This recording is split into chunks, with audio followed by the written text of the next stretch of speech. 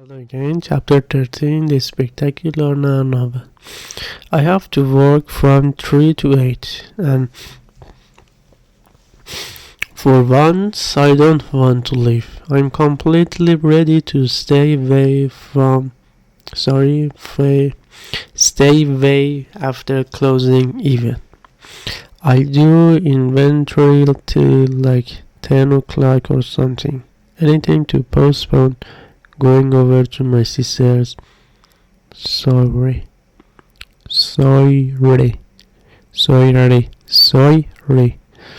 Unfortunately, around 7, Bob pulls me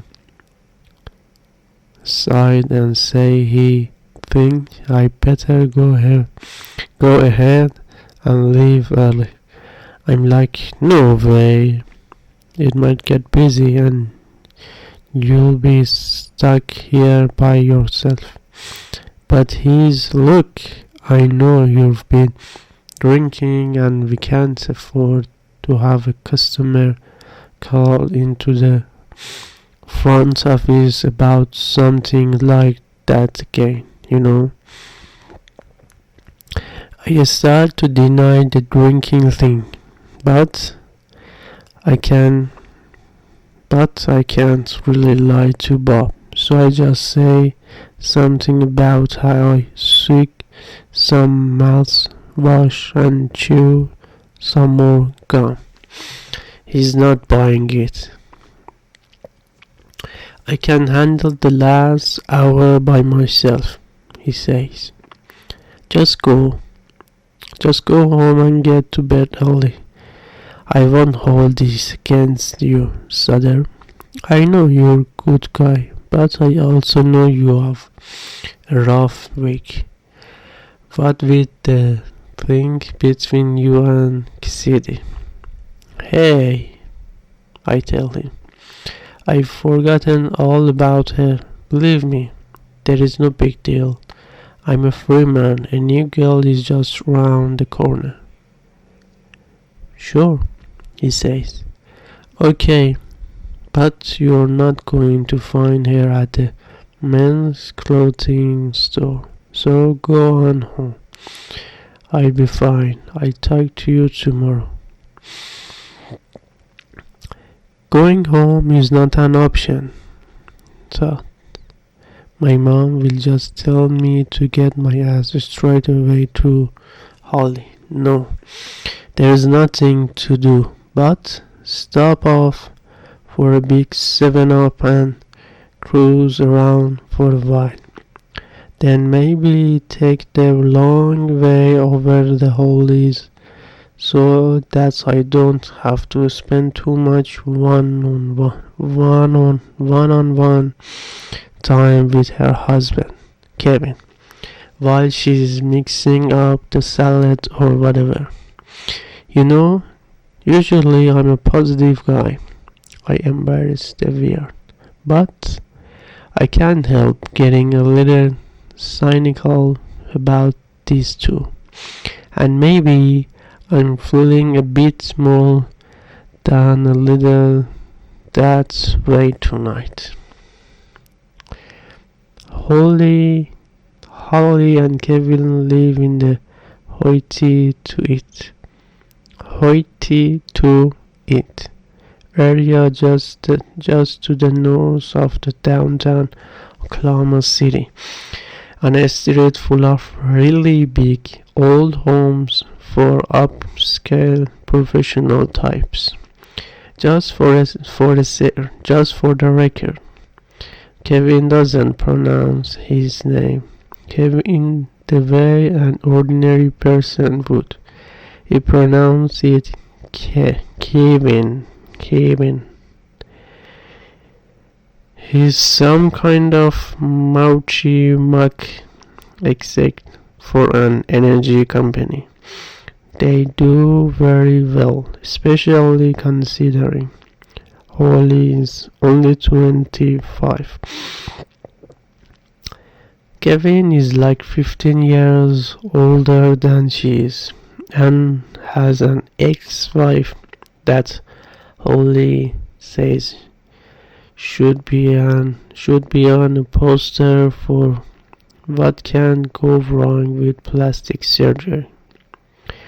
Holly used to be an administrative assistant at Kevin's company, but obviously she worked her way up.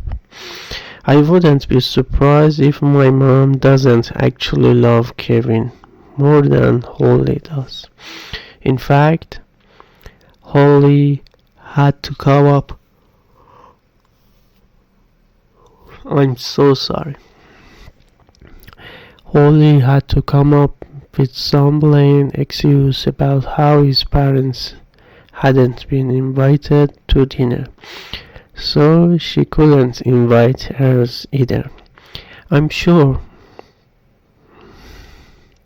he told his parents the same thing in reverse. Why they had to go and invite me, I don't know. But Mom actually seemed jealous about it. Kevin's the golden boy where she's concerned. He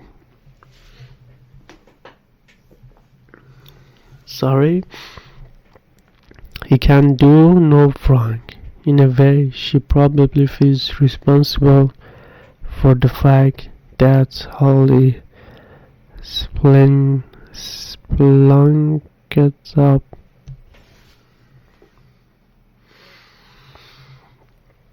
splunked up a 50-carat rock like him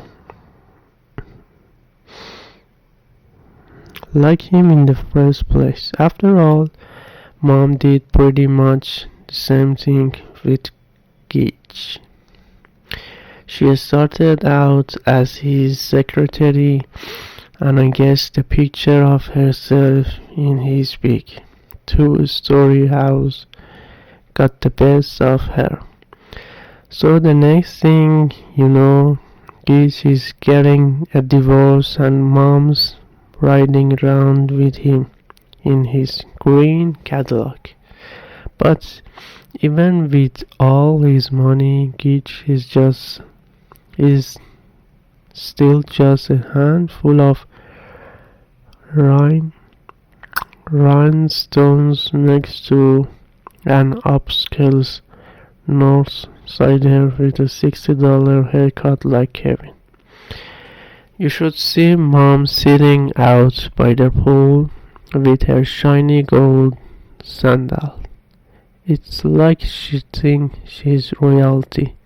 She won't even stick her perfectly manicured big toe in that little pool Gitch had built in our backyard anymore. Being born 8 years apart, Holly and I never were very close. She used to tell me that she was the reason our folks got married, and I was the reason they got divorced. She said if they only had one kid, they never would have all those money problems to battle over.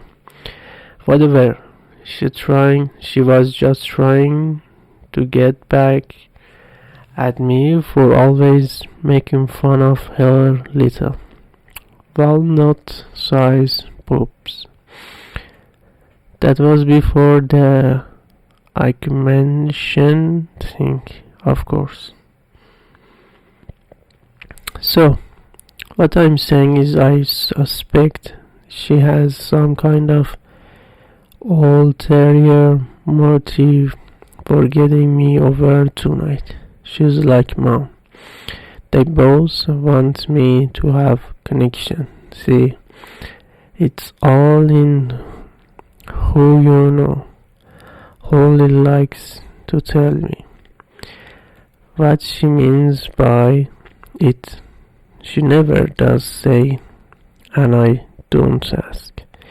You might think she just wants to help me get ahead, but my theory is that She really wants to make me into a sort of accessory to her lifestyle. A golden little brother to show off to her golden friends. The only car I recognize in front of her house is a little red sports car.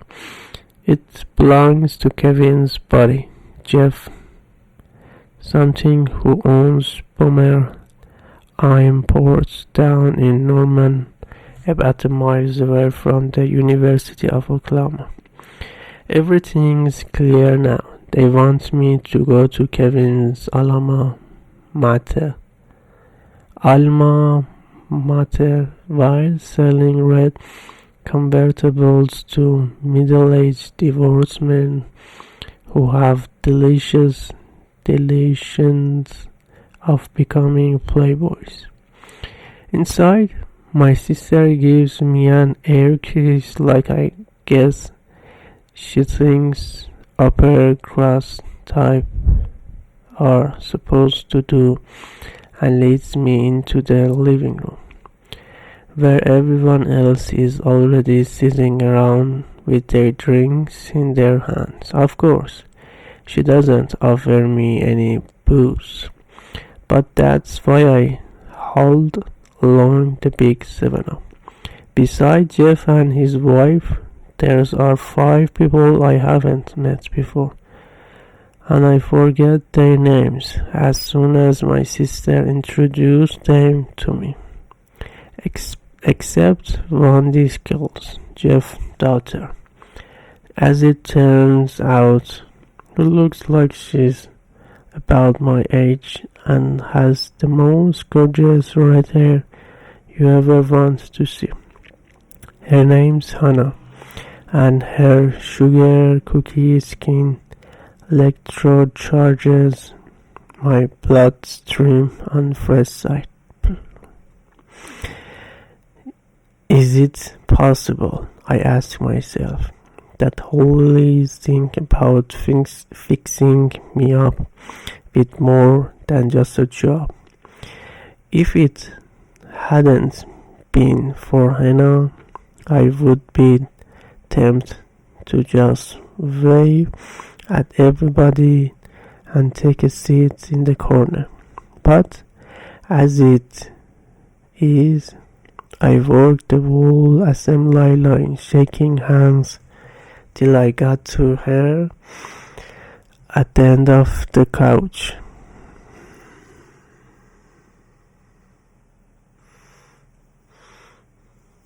Sorry.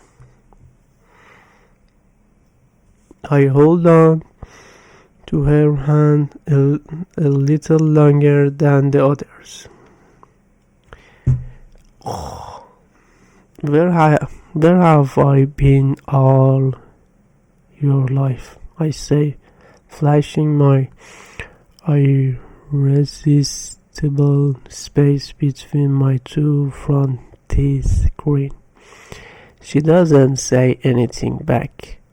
She only looks down shyly and then up again, and the grin of her eyes just about cuts mine in two. Finished.